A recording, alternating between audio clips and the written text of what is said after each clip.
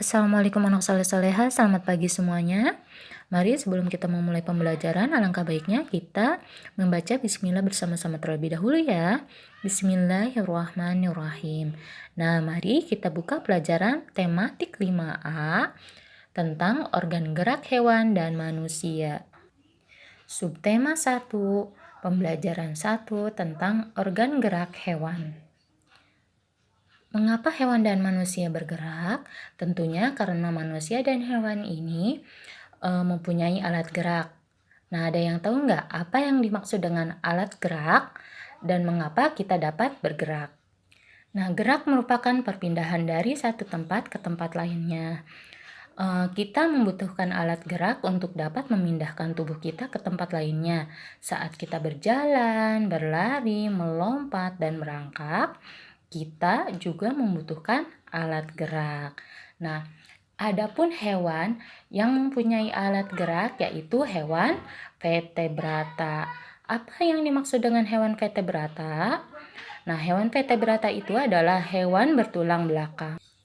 Nah, rangka dan otot merupakan alat gerak kita. Baik dalam tubuh manusia dan hewan terdapat tulang rangka dan otot. Nah, kedua organ ini bekerja sama dalam menghasilkan gerak yang dilakukan tubuh.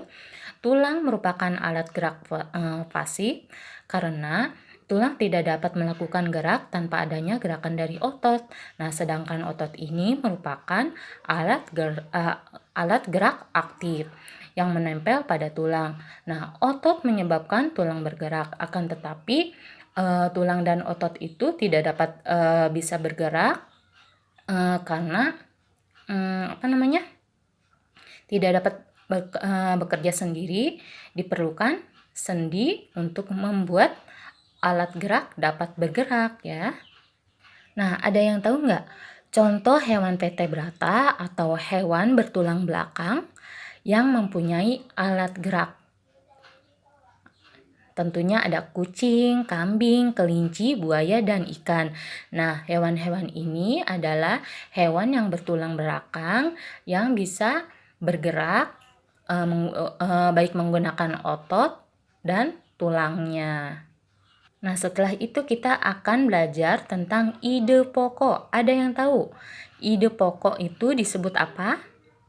Nah, ide pokok itu disebut juga dengan gagasan utama atau gagasan pokok. Kalimat utama didukung oleh kalimat-kalimat penjelas atau dapat juga disebut kalimat pengembang. Nah, kalimat utama ini dapat juga kita temukan pada awal paragraf, di akhir paragraf, atau awal dan akhir paragraf. Nah, di halaman 4 bisa kita lihat contohnya ya. Nah, di sini sudah ada ide pokoknya. Nah, ide pokoknya itu tentunya alat gerak ya. Dalam cerita tadi yang ada di halaman 3. Terus kalimat utamanya, manusia dan hewan vertebrata memiliki alat gerak. Nah, ini kalimat utamanya ya. Yang tadi ada di cerita di halaman 3 juga. Terus kalimat penjelasnya, nah, ini sudah ada di halaman 3 tadi yang sudah Ibu bahas. Yang pertama, alat gerak terdiri atas alat gerak pasif dan aktif. Yang kedua, alat gerak aktif adalah tulang. Yang kedua, alat gerak pasif adalah tulang. Yang ketiga, alat gerak aktif adalah otot yang menempel pada tulang. Dan yang keempat disebut alat gerak aktif karena ototlah yang menggerakkan tulang sehingga tulang dapat bergerak. Nah, ini sudah jelas dari ide pokoknya, kalimat utama dan kalimat penjelasnya harus ada di dalam cerita yang telah dibacakan ya anak soleh-solehnya. Pasti setiap cerita itu mempunyai ide pokok, kalimat utama, dan kalimat penjelas. Nah, ini tadi contoh di akhir paragraf di cerita di halaman 3. Nah, sekarang coba nanti anak-anak isi ide pokok paragraf 1 sampai paragraf 3 ya. Ide pokoknya apa saja? Nah, ini penjelasannya yang di warna kuning ya, kotak warna kuning. Nah, jika kamu menemukan kalimat utama terletak pada awal paragraf, maka paragraf tersebut disebut paragraf deduktif. Dan jika kamu menemukan kalimat utama terletak pada akhir paragraf, maka paragraf tersebut disebut dengan paragraf induktif. Nah, sebaliknya, jika kalimat utama ditemukan di bagian awal dan akhir paragraf, maka paragraf tersebut disebut paragraf campuran. Nah, jadi jika di awal dan akhir ada ya, itu adalah paragraf campuran. Nah, kalau misalkan satu-satu di awal berarti paragraf deduktif. Kalau kalian menemukan hanya di paragraf akhir saja berarti kalimat induktif. Nah, selanjutnya yang akan Ibu jelaskan yaitu organ gerak pada hewan. Hewan juga dapat bergerak berpindah tempat. Hewan memiliki alat gerak yang berbeda-beda. Beberapa jenis hewan memiliki sistem gerak antara lain ikan, amfibi, reptilia, burung, dan mamalia ya.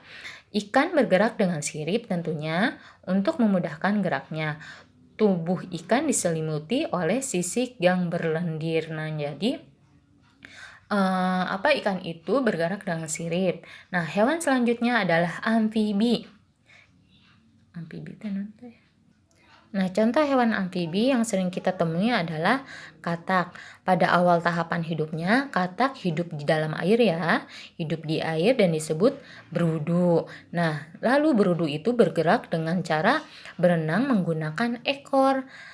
Setelah itu tumbuh menjadi katak dewasa. Nah, katak dewasa hidup di darat dan bergerak dengan cara melompat. Ada pula hewan reptilia bergerak dengan cara melata. Contohnya apa saja, hewan apa saja anak saleh-salehah? Nah, di sini ada hewan melata adalah ular. Hewan reptilia lainnya seperti cecak, kura-kura, buaya, dan komodo bergerak dengan cara merayap atau merangkak ya. Nah, selanjutnya ada pula burung. Beberapa jenis burung menggunakan sayap untuk terbang. Struktur tulang burung berbeda dengan hewan darat. Struktur tulang sayap Struktur tulang sayap burung memiliki rongga sehingga lebih ringan dan memudahkan untuk terbang. Nah, beberapa jenis burung tidak dapat terbang, misalnya penguin. Nah, penguin itu juga disebut burung ya, dan burung unta. Nah, burung juga mempunyai kaki yang berfungsi untuk berjalan hingga pada dahan atau mencengkram mangsa. Selanjutnya ada pula hewan mamalia. Hewan mamalia memiliki rambut dan kelenjar susu. Alat gerak mamalia berupa sepasang tungkai depan dan sepasang tungkai belakang. Tungkai atau alat gerak mamalia dapat berupa 4 kaki. Nah, contohnya ini ada pada hewan kuda, kambing, dan kucing. Dan beberapa jenis mamalia memiliki sepasang tungkai depan yang berfungsi sebagai tangan dan sepasang tungkai belakang yang berfungsi sebagai kaki. Nah, ini biasanya hewan mamalia ini berkaki 4 ya anak saleh-salehah. Contohnya monyet dan kera.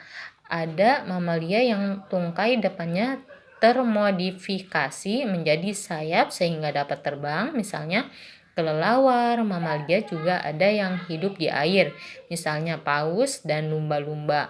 Alat gerak mamalia air berupa sirip dan ekor. Jadi ada banyak juga hewan mamalia yang mempunyai organ gerak ya anak saleh-salehah yang berbeda-beda. Nah, di sini bisa kita lihat contohnya ya. Ada buaya, terus ada burung, dan lain-lainnya anak saleh-salehah. Nah, bisa dilihat ada keterangan-keterangannya. Nah, kita lanjut ke halaman 6. Di sini ada kerjakan soal-soal berikut. Nah, coba kalian kerjakan nomor 1 dan 2. Setelah itu kalian rangkum apa yang telah tadi Ibu jelaskan di paling bawah ya ini ya, menentukan ide pokok pada paragraf. Cara menentukan ide pokok itu tadi seperti apa? Selanjutnya, macam-macam organ gerak pada hewan itu apa saja?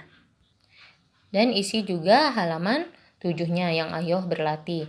Jika masih ada yang belum dipahami, bisa bertanya ya anak soleh-soleha.